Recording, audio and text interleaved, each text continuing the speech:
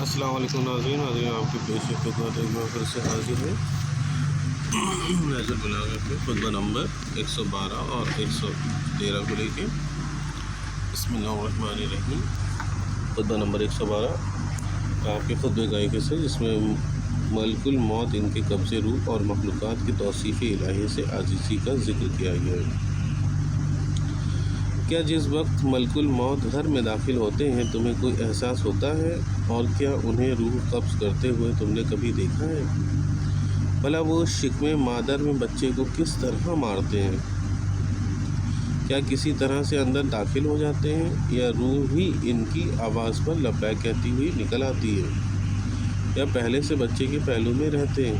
سوچو، جو شخص ایک مخلوق کے کمالات کو نہ سمجھ سکتا ہو، وہ خالق اور کے اوصاف کو کیا بیان کر سکے گا؟ اللہم صلی علی محمد وعلی محمد وعجل فرجہ۔ خطبہ نمبر 113 آپ کے خطبے کا ایک حصہ، مذمت دنیا۔ بسم اللہ الرحمن الرحیم۔ میں تمہیں اس دنیا سے ہوشیار کر رہا ہوں کہ یہ کوچ کی جگہ ہے، آب و دانہ کی منزل نہیں ہے، یہ دھوکے ہی سے آراستہ ہو گئی ہے اور اپنی آرائش ہی سے دھوکہ دیتی ہے۔ اس کا گھر پروردگار کی نگاہ میں بالکل بے ارزش ہے، اسی لیے اس نے اس کے حلال کے ساتھ حرام، خیر کے ساتھ شر، زندگی کے ساتھ موت اور شیریں کے ساتھ تلخ کو رکھ دیا ہے، اور نہ اسے اپنے اولیاء کے لیے مخصوص کیا ہے اور نہ اپنے دشمنوں کو اس سے محروم رکھا ہے۔ اس کا خیر بہت کم ہے اور اس کا شر ہر وقت حاضر ہے۔ اس کا جمع کیا ہوا ختم ہو جانے والا ہے اور اس کا ملک چھن جانے والا ہے، اور اس کے بعد اس کے آباد کو ایک دن خراب ہو جانا ہے۔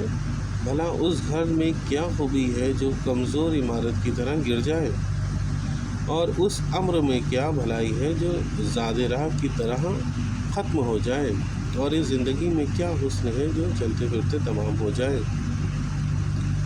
دیکھو، اپنے مطلوب امور میں فرائض الہیہ کو بھی شامل کر لو اور اسی سے اس کے حق کے ادا کرنے کی توفیق کا مطالبہ کرو۔ اپنے کانوں کو موت کی آواز سنو تو قبل اس کے کہ تمہیں بلا لیا جائے۔ دنیا میں زاہدوں کی شان یہی ہوتی ہے کہ وہ خوش بھی ہوتے ہیں تو ان کا دل روتا رہتا ہے، اور وہ ہنستے بھی ہیں تو ان کا رنج و اندوہ شدید ہوتا ہے۔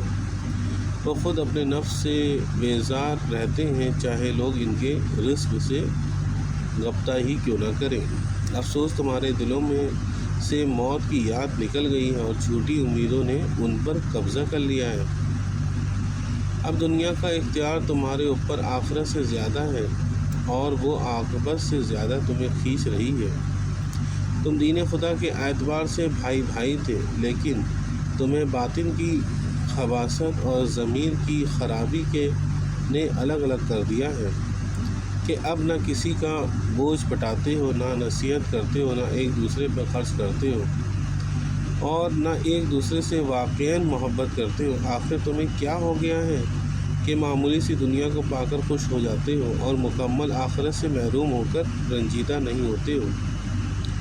تھوڑی سی دنیا ہاتھ سے نکل جائے تو پریشان ہو جاتے ہو، اور اس کا اثر تمہارے چہروں سے ظاہر ہو جاتا ہے، اور اس کی علیحدگی پر صبر نہیں کر پاتے ہو، جیسے وہی تمہاری منزل ہے اور جیسے اس کا سرمایہ واقعی باقی رہنے والا ہے۔ تمہاری حالت یہ ہے کہ کوئی شخص بھی دوسرے کے عیب کے اظہار سے باز نہیں آتا ہے، مگر صرف اس خوف سے کہ وہ بھی اسی طرح پیش آئے گا۔ تم سب نے آخرت کو نظر انداز کرنے اور دنیا کی محبت پر اتحاد کر لیا ہے، اور ہر ایک کا دین زبان کی چٹنی بن کر رہ گیا ہے۔ ایسا لگتا ہے کہ جیسے سب نے اپنا عمل مکمل کر لیا ہے اور اپنے مالک کو واقعاً خوش کر لیا ہے۔ اللہم صلی علی